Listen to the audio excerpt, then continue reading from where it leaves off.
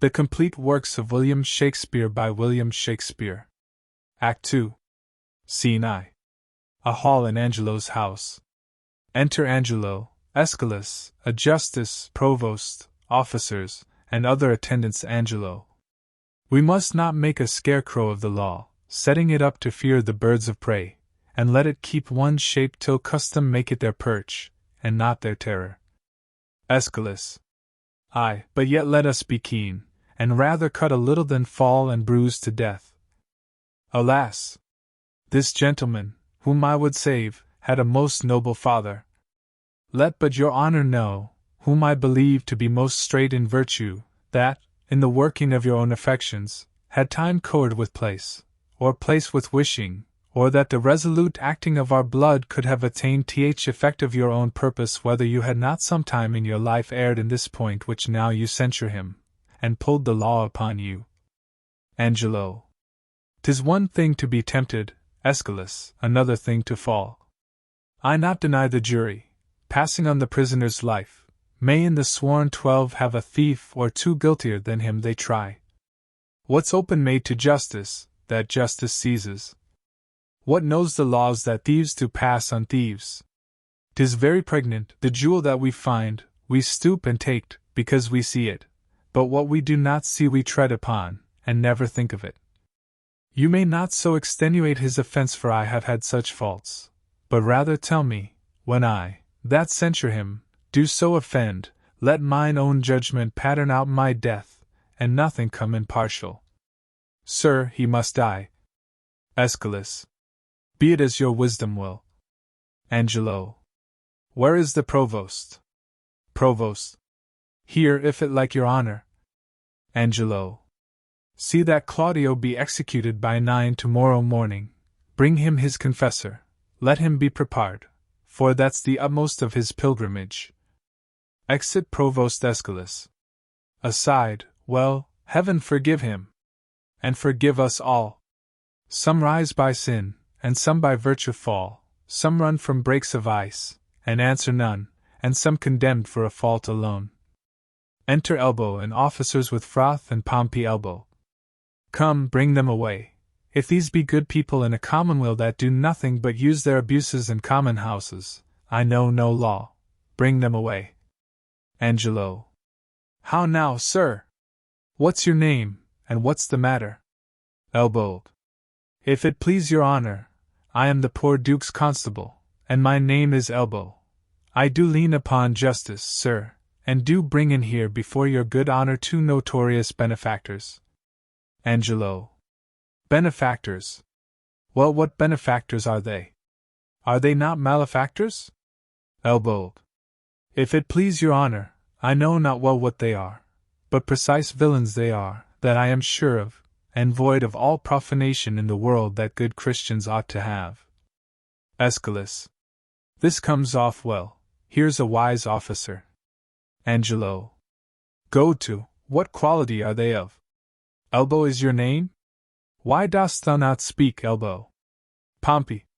He cannot, sir, he's out at Elbow. Angelo.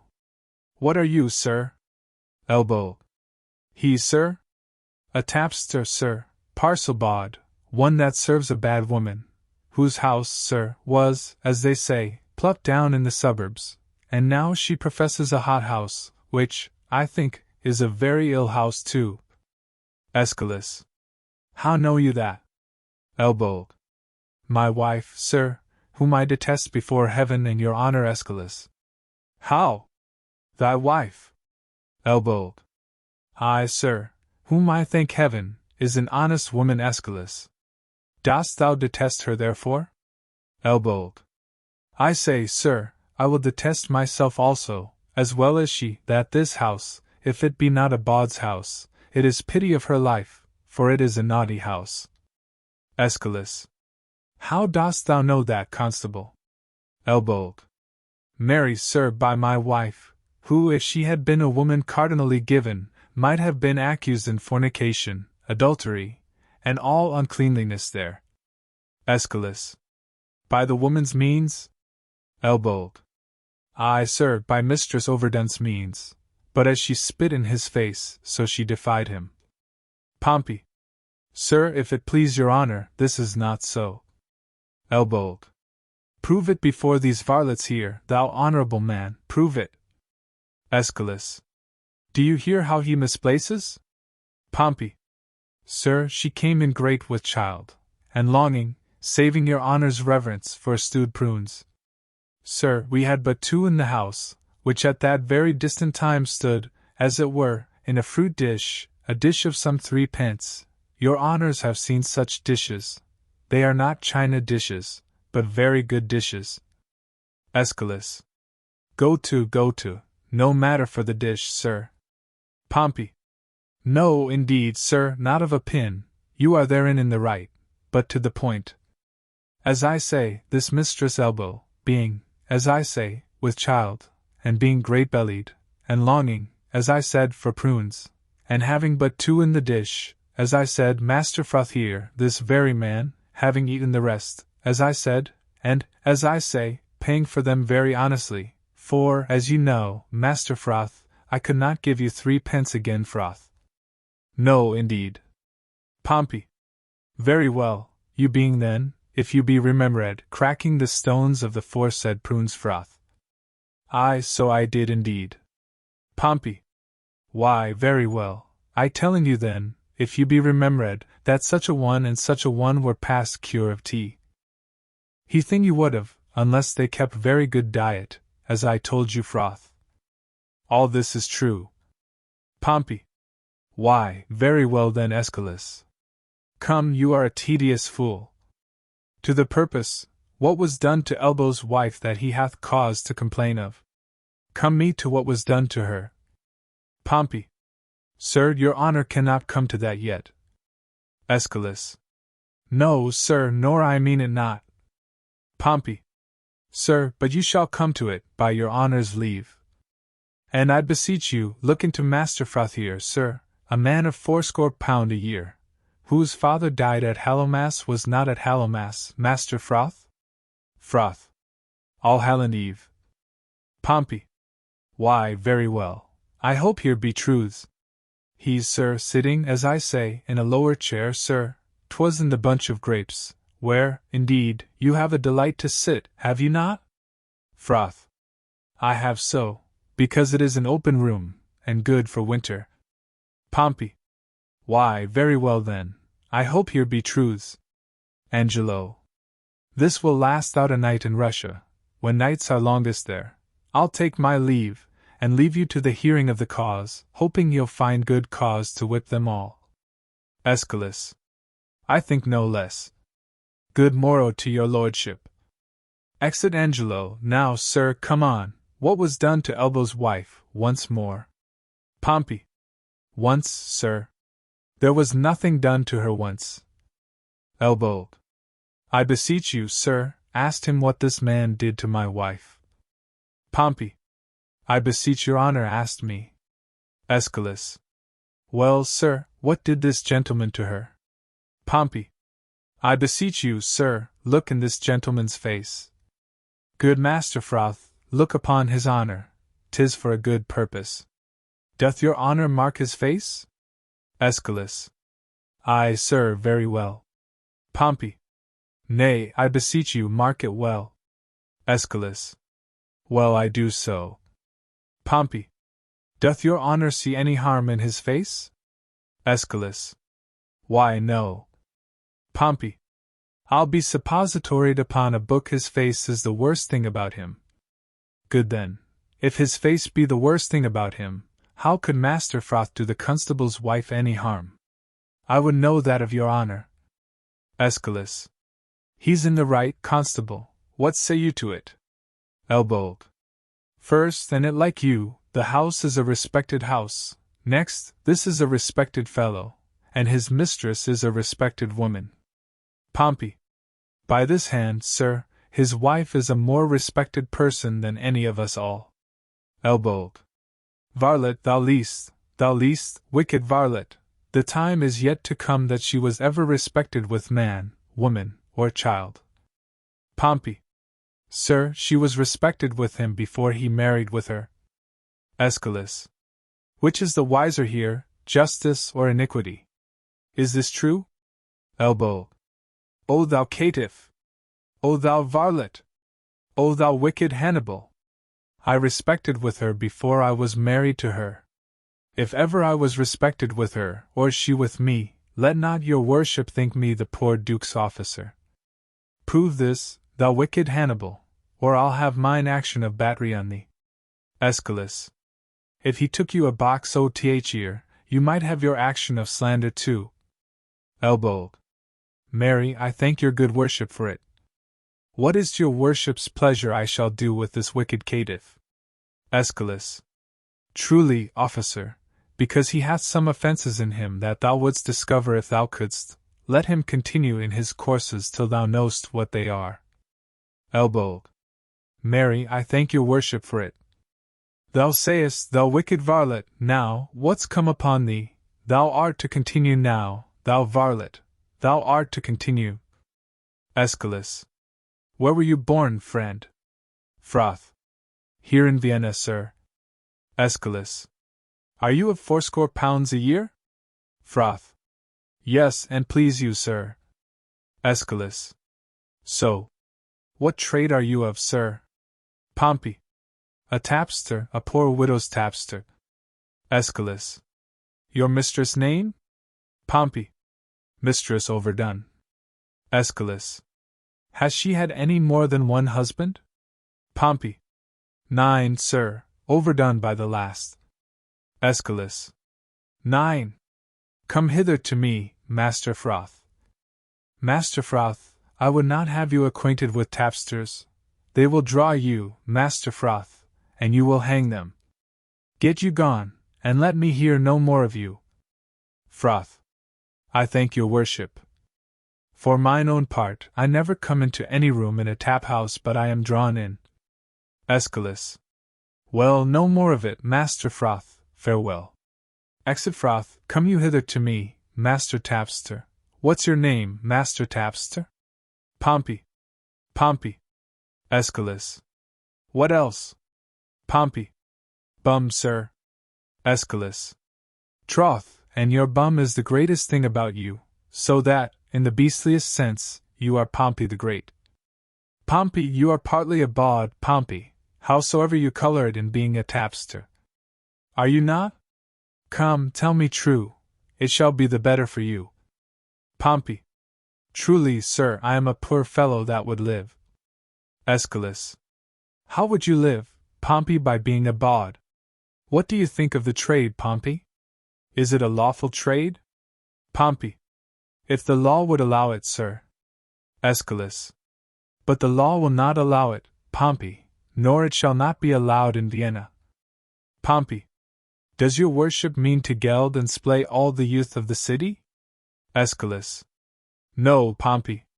Pompey. Truly, sir, in my poor opinion, they will to then. If your worship why? Take order for the drabs and the knaves, you need not to fear the bawds. Aeschylus. There is pretty orders beginning, I can tell you, but it is but heading and hanging. Pompey. If you head and hang all that offend that way but for 10 year together, you'll be glad to give out a commission for more heads.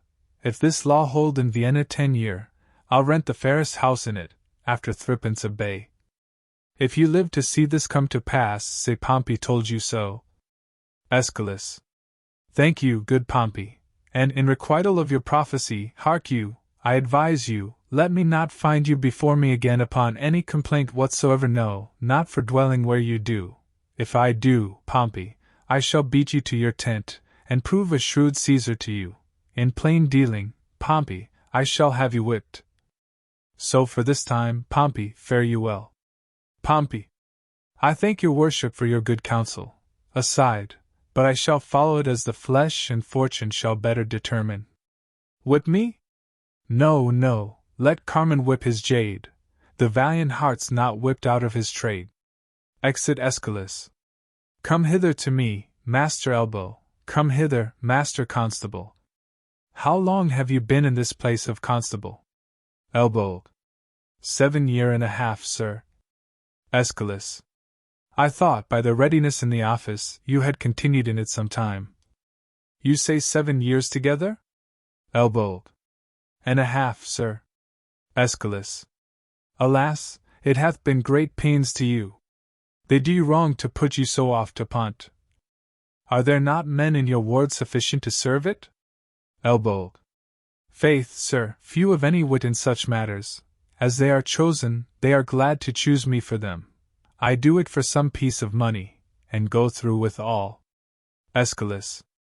Look you, bring me in the names of some 6 or 7, the most sufficient of your parish. Elbow. To your worship's house, sir? Aeschylus. To my house. Fare you well. Exit elbow. What's o'clock, think you? Justice. 11, sir. Aeschylus. I pray you home to dinner with me. Justice. I humbly thank you. Aeschylus. It grieves me for the death of Claudio, but there's no remedy. Justice. Lord Angelo is severe. Aeschylus. It is but needful. Mercy is not itself that oft looks so. Pardon is still the nurse of second woe. But yet, poor Claudio, there is no remedy. Come, sir. Extant scene 2. Another room in Angelo's house. Enter Provost and a servant. He's hearing of a cause, he will come straight. I'll tell him of you. Provost. Pray you do. Exit servant. I'll know his pleasure, may be he will relent. Alas, he hath but as offended in a dream. All sex, all ages, smack of this vice, and he to die for tea. Enter Angelo. Now, what's the matter, Provost? Provost. Is it your will Claudio shall die tomorrow? Angelo. Did not I tell thee yet? Hadst thou not order? Why dost thou ask again? Provost. Lest I might be too rash. Under your good correction, I have seen when, after execution, judgment hath repented o'er his doom. Angelo. Go to, let that be mine. Do you your office, or give up your place, and you shall well be sparred. Provost. I crave your honor's pardon. What shall be done, sir, with the groaning Juliet? She's very near her hour. Angelo. Dispose of her to some more fitter place, and that with speed. Re-enter servant. Here is the sister of the man condemned desires access to you. Angelo. Hath he a sister? Provost. Ay, my good lord, a very virtuous maid, and to be shortly of a sisterhood, if not already. Angelo. Well, let her be admitted. Exit servant. See you the fornicatress be removed. Let her have needful but not lavish means. There shall be order for't. Enter Lucio and Isabella. Provost. Going, save your honor. Angelo. Stay a little while. To Isabella. Y'are welcome. What's your will? Isabella. I am a woeful suitor to your honor, please but your honor hear me. Angelo. Well, what's your suit? Isabella. There is a vice that most I do abhor, and most desire should meet the blow of justice, for which I would not plead, but that I must, for which I must not plead, but that I am at war twixt will and will not. Angelo. Well, the matter? Isabella. I have a brother is condemned to die. I do beseech you, let it be his fault, and not my brother. Provost. Aside, heaven give thee moving graces. Angelo. Condemn the fault and not the actor of it. Why, every fault's condemned ere it be done. Mine were the very cipher of a function, to find the faults whose fine stands in record, and let go by the actor. Isabella. O just but severe law! I had a brother then. Heaven keep your honor! Lucio. To Isabella, get not o'er so. To him again, entreat him, kneel down before him, hang upon his gown. You are too cold. If you should need a pin, you could not with more tame a tongue desire it. To him I say. Isabella. Must he needs die? Angelo. Maiden, no remedy. Isabella. Yes, I do think that you might pardon him. And neither heaven nor man grieve at the mercy. Angelo. I will not do't. Isabella. But can you if you would? Angelo. Look what I will not, that I cannot de. Oh. Isabella. But might you do't, and do the world no wrong, if so your heart were touched with that remorse as mine is to him? Angelo. He's sentient, 'tis too late. Lucio. To Isabella you are too cold. Isabella. Too late? Why, no, I that do speak a word may call it back again. Well, believe this, no ceremony that to great ones longs, not the king's crown nor the deputed's sword, the marshal's truncheon nor the judge's robe, become them with one half so good a grace as mercy does. If he had been as you, and you as he, you would have slipped like him, but he, like you, would not have been so stern. Angelo. Pray you be gone. Isabella. I would to heaven I had your potency, and you were Isabel. Should it then be thus? No, I would tell what 'twere to be a judge and what a prisoner. Lucio. To Isabella, I touch him, there's the vein. Angelo. Your brother is a forfeit of the law, and you but waste your words. Isabella. Alas! Alas! Why, all the souls that were forfeit once, and he that might the vantage best have took found out the remedy. How would you be if he, which is the top of judgment, should but judge you as you are? Oh, think on that, and mercy then will breathe within your lips, like man new made. Angelo. Be you content, fair maid. It is the law, not I condemn your brother. Were he my kinsman, brother, or my son, it should be thus with him. He must die tomorrow. Isabella. Tomorrow! Oh, that's sudden! Spare him, spare him. He's not prepared for death. Even for our kitchens we kill the fowl of season. Shall we serve heaven with less respect than we do minister to our gross selves? Good, good my lord, bethink you. Who is it that hath died for this offense? There's many have committed it. Lucio. Aside, aye, well said. Angelo. The law hath not been dead, though it hath slept. Those many had not dared to do that evil if the first that did th edict infringe had answered for his deed. Now 'tis awake, takes note of what is done, and, like a prophet, looks in a glass that shows what future evils either now or by remissness new conceived, and so in progress to be hatched and born are now to have no successive degrees, but here they live to end.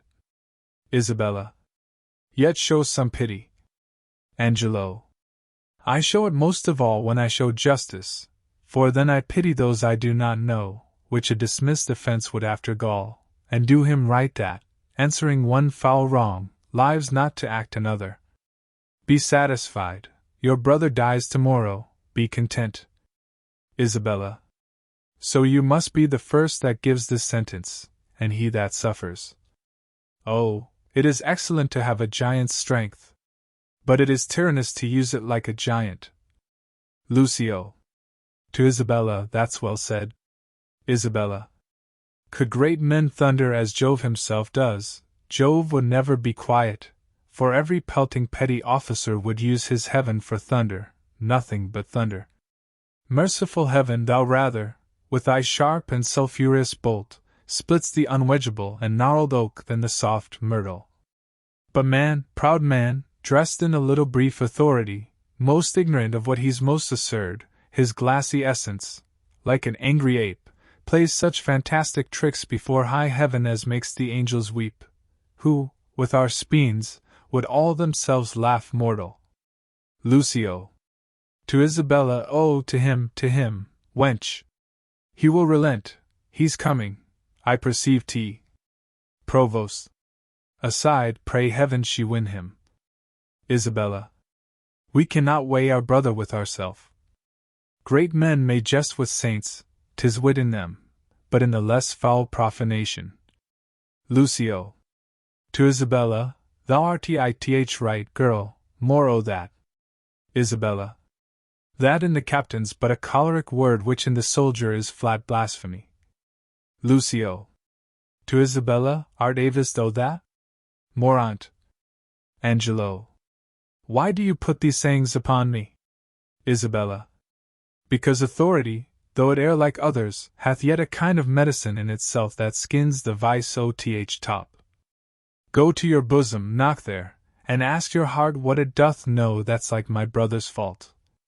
If it confess a natural guiltiness such as is his, let it not sound a thought upon your tongue against my brother's life. Angelo. Aside she speaks, and 'tis such sense that my sense breathes with it. Fare you well. Isabella. Gentle my lord, turn back. Angelo. I will bethink me. Come again tomorrow. Isabella. Hark how I'll bribe you, good my lord, turn back. Angelo. How bribe me? Isabella.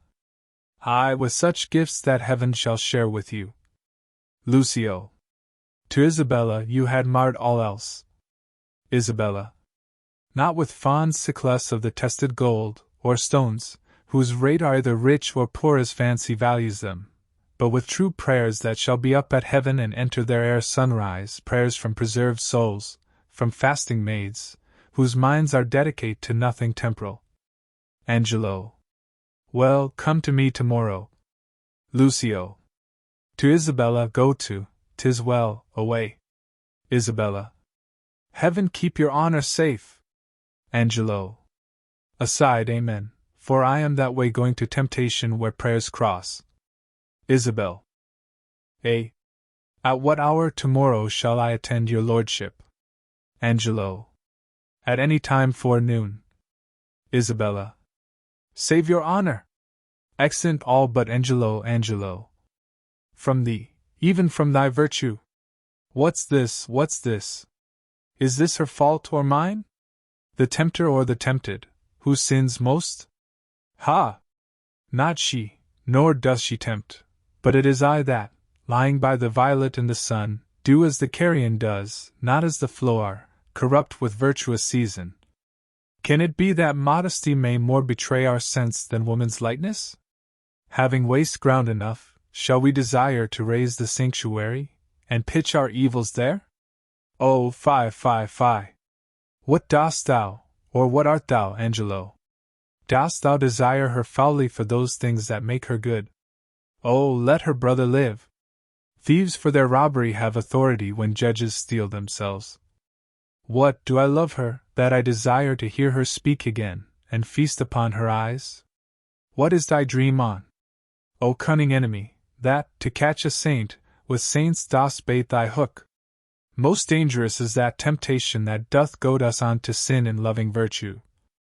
Never could the strumpet, with all her double vigor, art and nature, once stir my temper, but this virtuous maid subdues me quite. Ever till now, when men were fond, I smilled and wandered how. Exit Scene 3.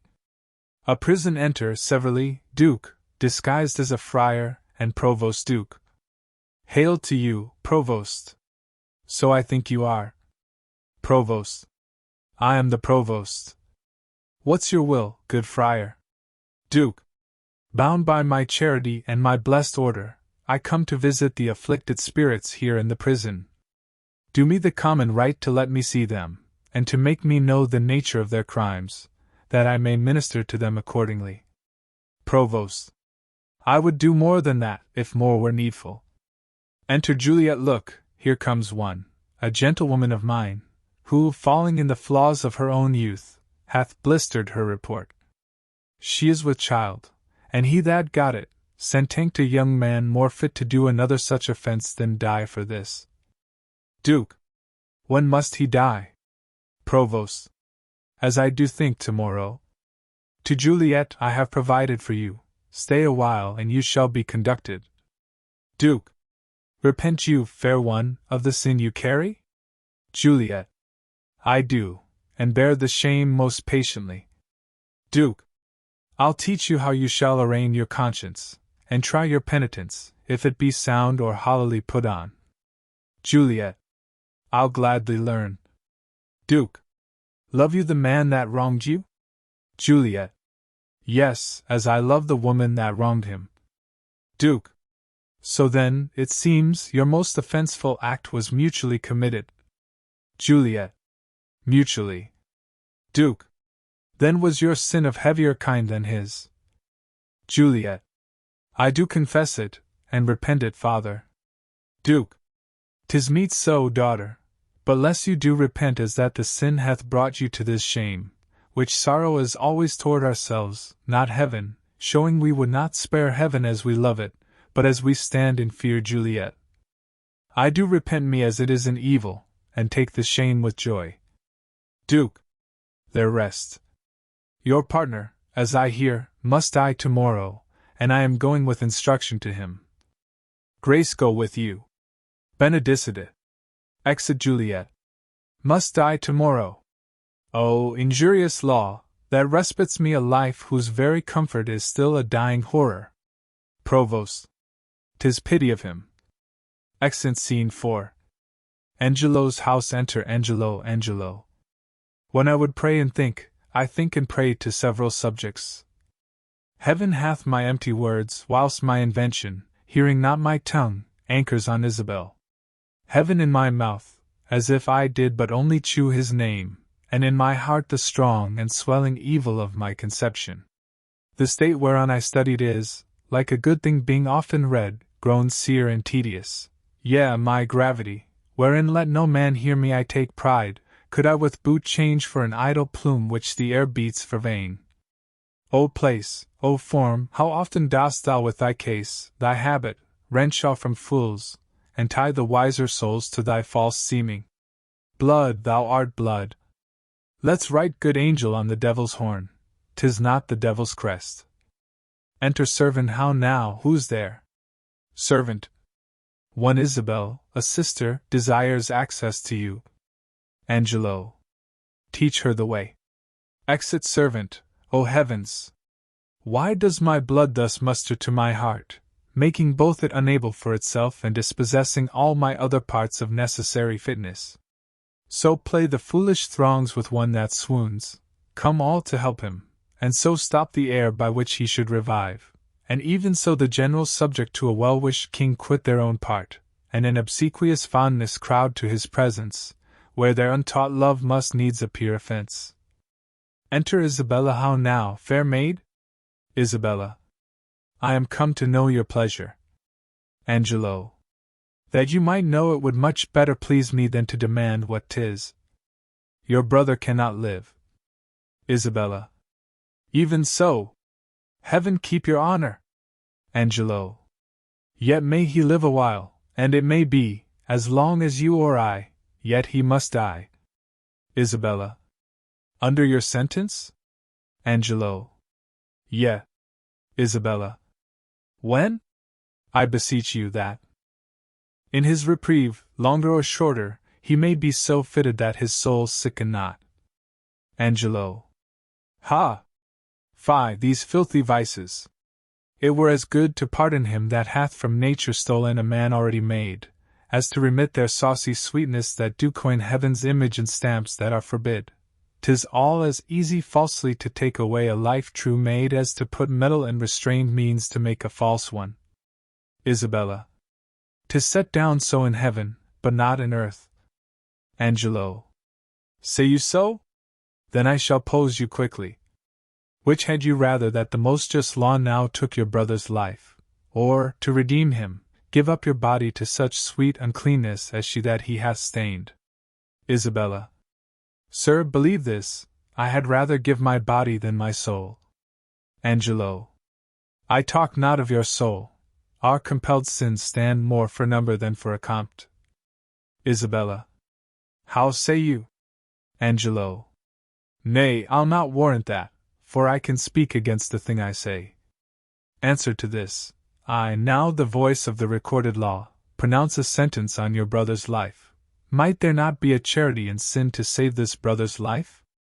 Isabella. Please you to do't, I'll take it as a peril to my soul. It is no sin at all, but charity. Angelo. Pleased you to do't at peril of your soul, were equal poise of sin and charity. Isabella. That I do beg his life, if it be sin, heaven let me bear it. You granting of my suit, if that be sin, I'll make it my morn prayer to have it added to the faults of mine, and nothing of your answer. Angelo. Nay, but hear me, your sense pursues not mine, either you are ignorant or seem so, craftily, and that's not good. Isabella. Let me be ignorant, and in nothing good but graciously to know I am no better. Angelo. Thus wisdom wishes to appear most bright when it doth tax itself, as these black masks proclaim an inshielded beauty 10 times louder than beauty could, displayed. But mark me, to be received plain, I'll speak more gross, your brother is to die. Isabella. So. Angelo. And his offence is so, as it appears, accountant to the law upon that pain. Isabella. True. Angelo. Admit no other way to save his life, as I subscribe not that, nor any other, but in the loss of question, that you, his sister, finding yourself desert of such a person whose credit with the judge, or own great place, could fetch your brother from the manacles of the all-binding law, and that there were no earthly mean to save him but that either you must lay down the treasures of your body to this supposed, or else to let him suffer. What would you do? Isabella. As much for my poor brother as myself, that is, were I under the terms of death, impression of keen whips I'd wear as rubies, and strip myself to death, as to a bed that longing have been sick for, ere I'd yield my body up to shame. Angelo. Then must your brother die. Isabella. And 'twere the cheaper way, better it were a brother died at once than that a sister, by redeeming him, should die forever. Angelo. Were not you, then, as cruel as the sentence that you have slandered so? Isabella. Ignominy and ransom and free pardon are of 2 houses. Lawful mercy is nothing kin to foul redemption. Angelo. You seemed of late to make the law a tyrant, and rather prov the sliding of your brother a merriment than a vice. Isabella. Oh, pardon me, my lord! It oft falls out, to have what we would have, we speak not what we mean. I something do excuse the thing I hate for his advantage that I dearly love. Angelo. We are all frail. Isabella. Else let my brother die, if not a feedery but only he and succeed thy weakness. Angelo. Nay, women are frail too. Isabella. Aye, as the glasses where they view themselves, which are as easy broke as they make forms. Women, help heaven! Men their creation mar and profiting by them. Nay, call us 10 times frail, for we are soft as our complexions are, and credulous to false prints. Angelo. I think it well, and from this testimony of your own sex, since I suppose we are made to be no stronger than faults may shake our frames, let me be bold. I do arrest your words. Be that you are, that is, a woman, if you be more, you're none, if you be one, as you are well expressed by all external warrants, show it now by putting on the destined livery. Isabella. I have no tongue but one, gentle, my lord, let me entreat you speak the former language. Angelo. Plainly conceive I love you. Isabella. My brother did love Juliet, and you tell me that he shall die for't. Angelo. He shall not, Isabel, if ye give me love. Isabella. I know your virtue hath a license in't, which seems a little fouler than it is, to pluck on others. Angelo. Believe me, on mine honor, my words express my purpose. Isabella. Ha! Little honor to be much believed, and most pernicious purpose. Seeming. I will proclaim thee, Angelo, look for't. Sign me a present pardon for my brother, or, with an outstretched throat, I'll tell the world aloud what man thou art. Angelo. Who will believe thee, Isabel? My unsoiled name, austereness of my life, my vouch against you, and my place state, will so your accusation overweigh that you shall stifle in your own report, and smell of calumny. I have begun, and now I give my sensual race the rein, fit thy consent to my sharp appetite, lay by all nicety and prolixious blushes that banish what they sue for, redeem thy brother by yielding up thy body to my will, or else he must not only die the death, but thy unkindness shall his death draw out to lingering sufferance. Answer me tomorrow, or, by the affection that now guides me most, I'll prove a tyrant to him. As for you, say what you can, my false always your true. Exit Isabella. To whom should I complain? Did I tell this, who would believe me? O perilous mouths that bear in them one and the self-same tongue either of condemnation or approof, bidding the law make curtsy to their will, hooking both right and wrong to th appetite, to follow as it draws. I'll to my brother. Though he hath fallen by prompture of the blood, yet hath he in him such a mind of honor that, had he 20 heads to tender down on 20 bloody blocks, he'd yield them up before his sister should her body stoop to such abhorred pollution. Then, Isabel, live chaste, and brother die, more than our brother is our chastity. I'll tell him yet of Angelo's request, and fit his mind to death, for his soul's rest. Exit.